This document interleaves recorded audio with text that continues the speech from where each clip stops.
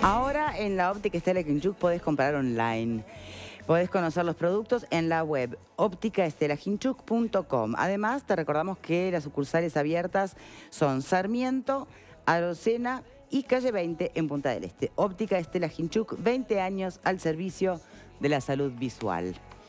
Bien, en los bloques anteriores dedicábamos un poco el programa a debatir y analizar la situación de la tercera edad, en concreto a partir de las noticias que vinculan a los primeros pacientes contagiados o en estudios en los residenciales. Bien, ahora vamos a estar hablando de la población más chica, los menores, los niños, niñas y adolescentes, porque como consecuencia del aislamiento, ¿no? Y de esa convivencia con el núcleo familiar diaria, lo que otrora ya era un problemón, y eran las denuncias por abuso físico, sexual, maltrato, que ya venía alertando a las autoridades desde hace tiempo, se han potenciado. Una noticia realmente fue impactante. Estas niñas que a través de la plataforma CREA del Plan Ceibal solaparon entre sus deberes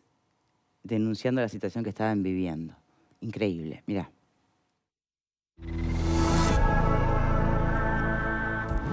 Según consigna el diario El País, 2 niñas denunciaron que fueron abusadas. La denuncia la hicieron a través de la plataforma CREA del Plan Ceibal. Las niñas enviaron junto a sus deberes mensajes que decían: fui violada, hola, me están abusando. Así las niñas les contaron a sus maestras el abuso sexual al que fueron sometidas durante esta cuarentena. El diario asegura que en ambos casos Primaria acudió a la justicia, los abusadores fueron detenidos y las niñas fueron trasladadas a otro lugar. Recordemos que se anunció que se creará un botón de pánico para que al apretarlo los niños puedan denunciar de manera escrita o por mensaje de voz lo que les está pasando.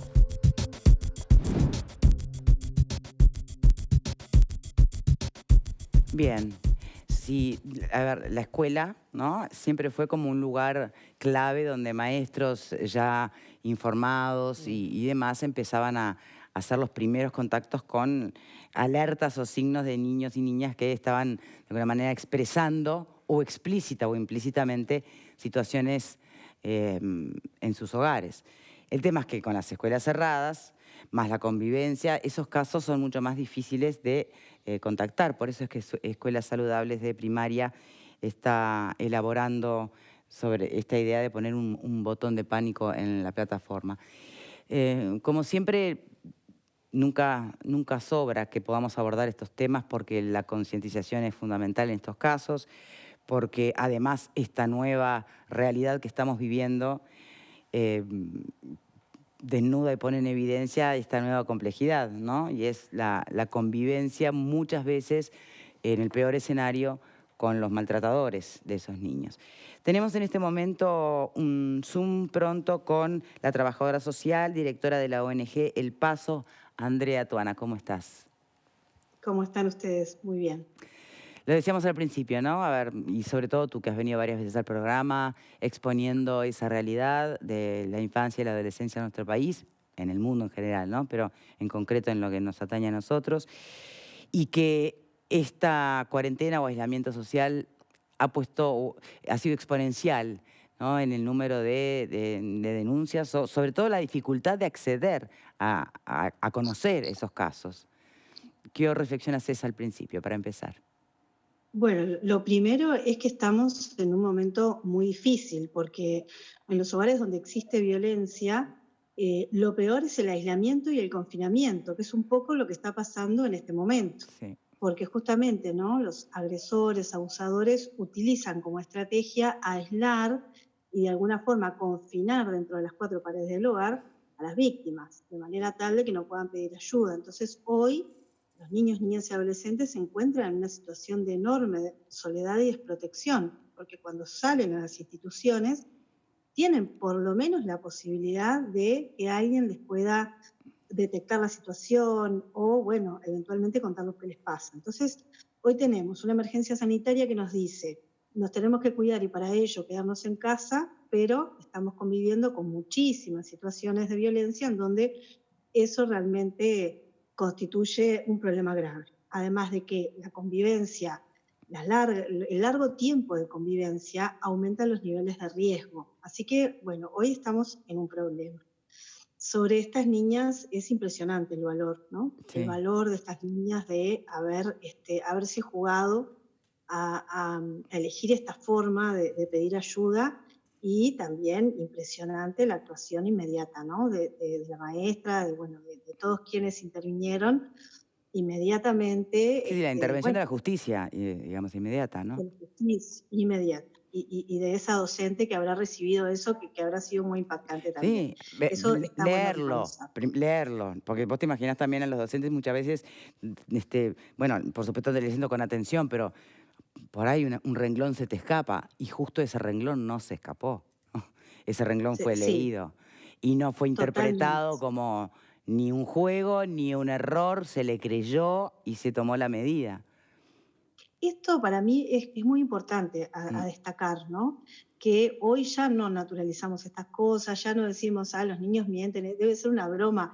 No, no, inmediatamente esa docente o ese docente que recibió esto le salvó la vida a esa niña, ¿no? Y yo creo que eso sí. hay que destacarlo mucho, porque es una práctica que tenemos que seguir generando permanentemente, y mucho más en este momento de confinamiento. Sí, porque además, a ver, si los niños mienten o no nos mienten, podemos estar 3 horas debatiendo sobre ese punto, pero el acuerdo, la convención de partir de la base que no miente es clave. Después la justicia investigará y determinará, pero partir de la base de creer creo que hace una gran diferencia, ¿no? Eso hace una enorme diferencia entre que a uno condene a un niño a Mm, que se perpetúen los abusos y las violencias. Lo que nosotros tenemos que saber es que el abuso y el maltrato existe. El CIPIA dio los datos el 25 de abril, que fue el Día Internacional, y los datos siguen siendo tremendos. Y lo que nosotros tenemos que hacer es, si un niño nos pide ayuda, así como cualquier persona nos pide mm. ayuda, nosotros inmediatamente accionamos. Bueno, cuando un niño nos pide ayuda, tenemos que hacer lo mismo. Y el pedido de ayuda es o relatarte parte de lo que le pasa, o escribir algo Mm. así, o también muchas veces lo hacen a través de algunas conductas disruptivas, Bueno, en las que también tenemos que saber leerlo, está, ¿no? pero y ahí es donde por eso el aislamiento complica, porque no están, el que no puede expresarlo, primero porque tal vez ni siquiera llega todavía a visualizarse que es víctima de algún maltrato, ¿no? Y después de la distancia hasta que se anima a hacerlo, a denunciarlo. Pero muchas veces las maestras lo que detectan, más que un relato en primera persona del niño, son actitudes. Eso es lo que no se está Sí, viendo hoy, porque no estamos yendo a la claro. escuela. Mm, Por eso decimos que los niveles de riesgo aumentan, porque ya un niño tiene muchas barreras para pedir ayuda, desde la vergüenza, el miedo a que no le crean, el que si cuento, ¿qué va a pasar, no? ¿Qué va a pasar conmigo, sí, con la persona que abusa? Si a eso le sumamos la barrera de que ni siquiera tiene la cercanía con la persona con la que tiene afecto, confianza, y además ni siquiera tenemos la posibilidad de unos ojos que puedan estar mirando algunas claro. conductas, algunas actitudes, indicadores, bueno, la verdad que las oportunidades a los niños se les van cerrando cada vez más, ¿no? Entonces es un momento muy complejo para los niños y niñas, y ¿Qué adolescentes pensás también. del plan del botón de pánico para Me implementar en la parece plataforma? estupendo. Me parece estupendo que haya un botón de pánico. Me parece que obviamente es una medida más, ¿no? Siempre, lo mismo que hablamos de las tobilleras, son herramientas muy importantes. Y lo más importante del botón de pánico es tener un sistema de respuestas inmediato, ¿no? Suena un botón y no podemos dudar. Tenemos que inmediatamente ingresar a ese hogar, llevarnos a ese niño o niña, ponerlo en un lugar seguro, y ahí empezar a desarrollar la investigación. Yo creo que sería muy bueno contar con ese botón de pánico para que por lo menos, bueno, el niño, sus hermanos, hasta la propia mamá, ¿no? Lo pueda accionar en aquellas familias donde hay violencia hacia todos los integrantes, lo puedan accionar y recibir una ayuda inmediata. Los gobiernos, te lo pregunto a ti como integrante justamente de una ONG, ¿los gobiernos tienen la misma sensibilidad que, que los trabajadores sociales para entender estas problemáticas o cuesta un poco más? Te Y congelaste. cuesta mucho Ah, más, no, por ah, no. eso los niños están como están. Se está cortando, Andrea, ¿sabes? se está cortando el audio. No sé, si me escuchas bien, a ver, dedito para arriba, haceme si me escuchas bien. Te escucho bien, sí. Ah, bueno, intentemos seguir a ver qué pasa, a ver si no se tranca. Me decías que sí, que es más complejo. Te decía que los gobiernos claramente no tienen la misma sensibilidad en estos temas y por eso los niños, niñas y adolescentes están como están. En general, están muy relegados en estos temas. Yo creo que a los gobiernos les falta avanzar mucho más en términos de la violencia, porque la violencia hacia los niños ha sido naturalizada durante muchos años. Nosotros venimos de generaciones, desde la mía para arriba, y los gobernantes están más o menos en estas edades, en donde la violencia no era considerada un problema y donde veníamos con la idea de que los abusos sexuales ocurrían en muy pocas familias y más que nada en familias disfuncionales. Y eso no es así, lamentablemente.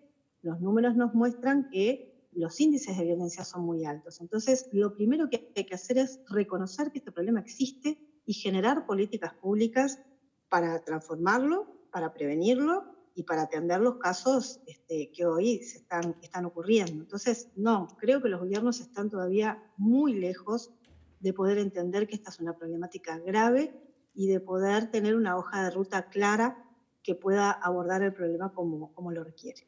Bien, Andrea, te agradezco muchísimo por tu tiempo. Vamos a continuar aquí entonces con el análisis de estas medidas en el estudio. Muchas gracias. Gracias a ustedes. Bien, abogados, ¿tienen claro ante una denuncia hoy cómo discrimina la ley, el derecho penal, si estamos ante un caso que configure delito y cuándo no? Porque, porque todos también, hay cosas que son evidentes, el abuso físico, el abuso sexual, pero después está el abuso psicológico, lo que puede ser interpretado como maltrato y capaz que es alguien de la vieja escuela que es rígido con sus hijos. Entonces, ¿está claro el escenario? Sí, a ver, el escenario de cuando existe o cuando un niño denuncia un caso de abuso o de violación, pero eso queda es clarísimo. Yo te pregunto lo otro. Sí. Luego está otro tipo de violencia hacia los niños. Los niños han sido grandes postergados de la realidad, de nuestra realidad, y queda claro cuando existe una violencia incluso hasta psicológica, cuando el sistema está funcionando. Hoy tenemos un poco el sistema parado, producto de la emergencia sanitaria. Pero yo no es menor, y no compartía lo que decía la entrevistada, en este punto. El gobierno, por ejemplo, la tan cuestionada ley de urgente consideración, establece un registro para abusadores y violadores. Es decir, tener el conocimiento de quiénes son las personas. Eso nos llevaría a identificar hogares, a personas, primero a personas y luego hogares, y prevenir situaciones de riesgo. Entonces, la tan cuestionada ley de urgente consideración acá troca un tema de urgencia y que de necesidad para proteger a nuestros niños de las atrocidades de los violadores, ¿no? Bien, por aquí.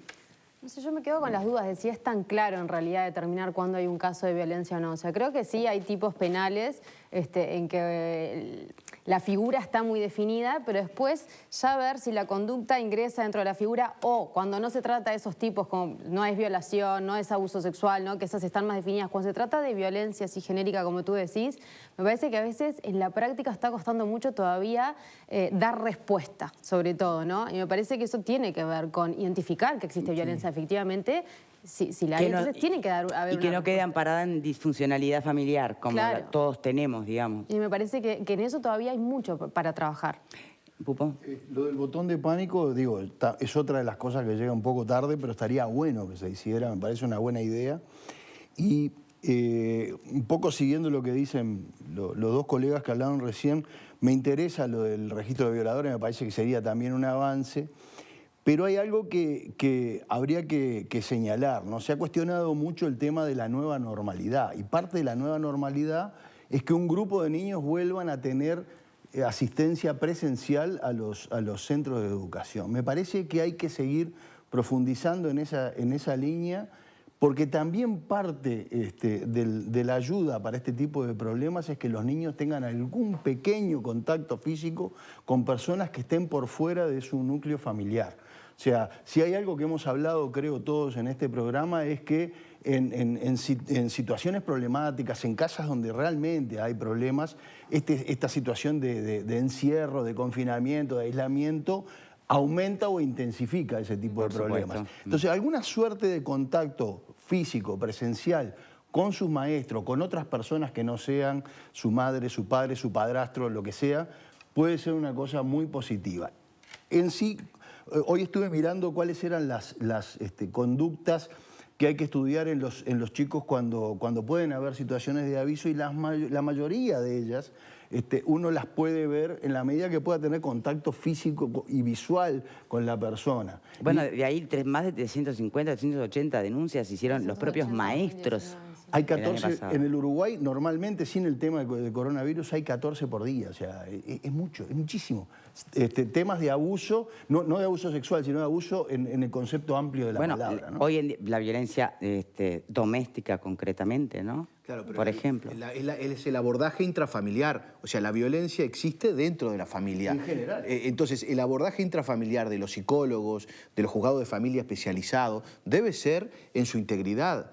Y incluso hablábamos recién en el bloque anterior de la ley de sistema integrado de cuidado. Allí también habla de la protección, no solamente de los viejos, sino de los niños. Y esa protección que debe ser abordada por el Estado para llegar allí donde está, primero prevenir y después los principales, la vulneración de los derechos humanos de los niños en un abordaje intrafamiliar de esa violencia. Bien, Alex. Sí, cuando me acuerdo que un mes y pico atrás, cuando estalló la emergencia sanitaria, una de las reflexiones que hacíamos tenía que ver con situaciones de esta naturaleza.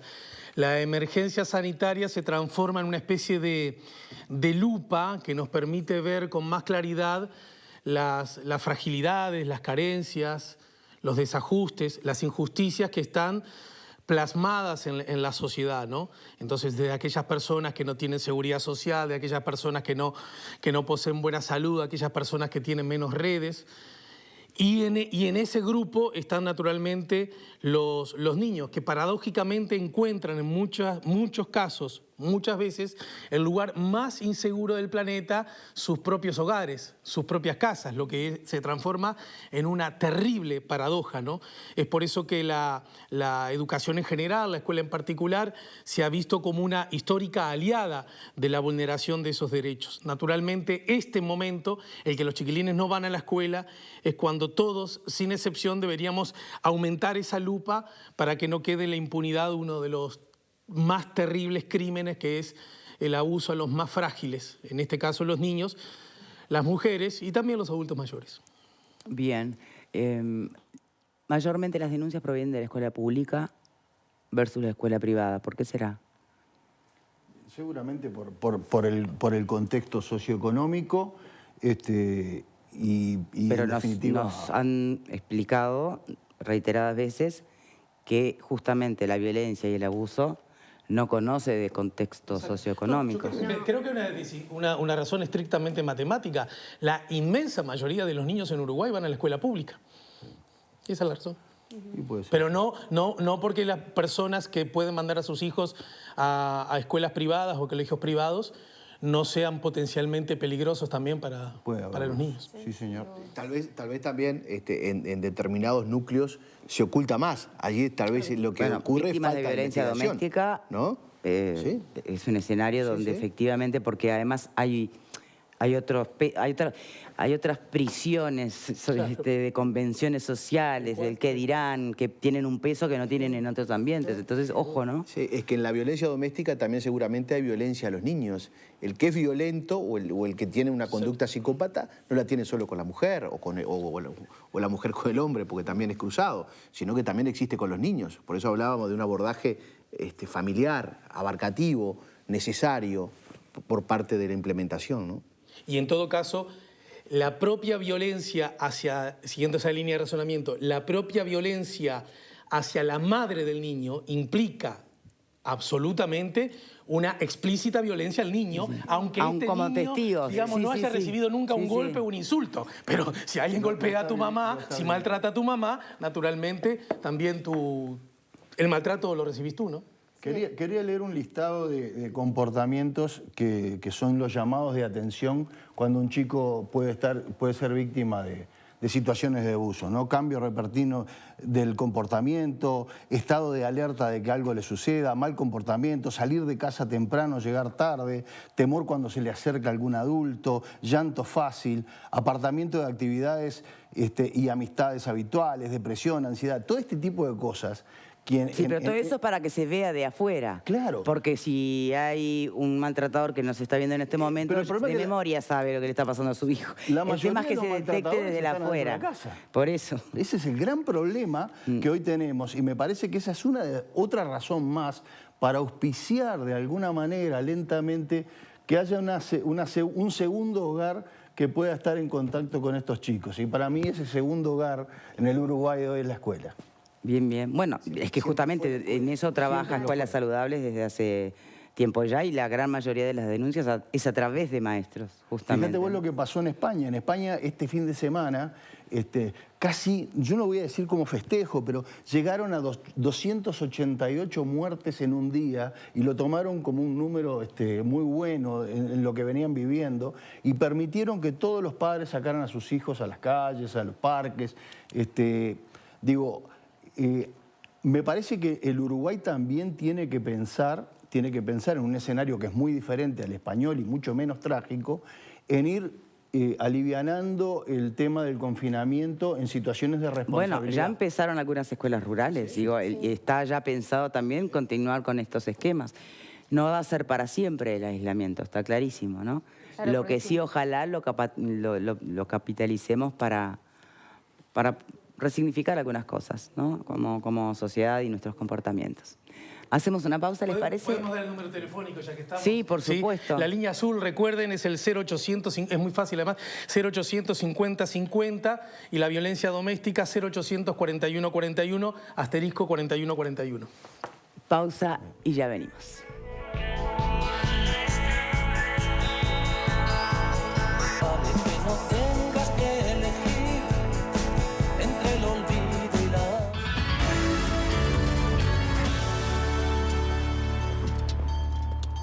¿Aceptas ser mi prometida, Filomena? Ernesto, siempre quise oír esas palabras. Sí, sí, sí. Candito ve alejarse a Filomena. Candito, estás casi llorando encima de las palomitas. Ah, Piruleto. Yo debía estar feliz, por Filo.